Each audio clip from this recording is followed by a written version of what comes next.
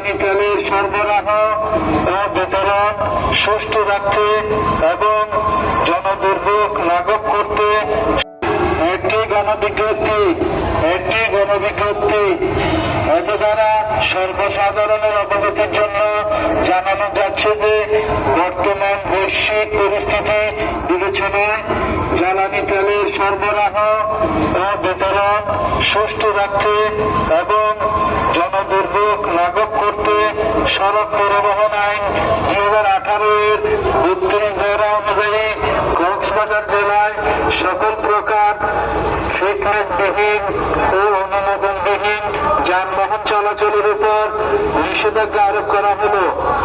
এমত অবস্থায় driving licence ও হেলমেটবিহীন অবস্থায় মোটরযান চালকগণকে ফিটনেসবিহীন ও অনুমোদনবিহীন যানবাহন নিয়ে সড়ক ও মহাসড়কে চলাচলের জন্য নিরুৎসাহিত করা হলো।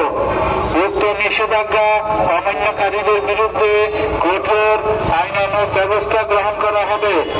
আদেশক্রমে জেলা ম্যাজিস্ট্রেট কক্সবাজার প্রচারে জেলা তথ্য অফিস কক্সবাজার, রেঞ্জ যোগাযোগ অধিদপ্তর, তথ্য ও সম্প্রচার মন্ত্রণালয়।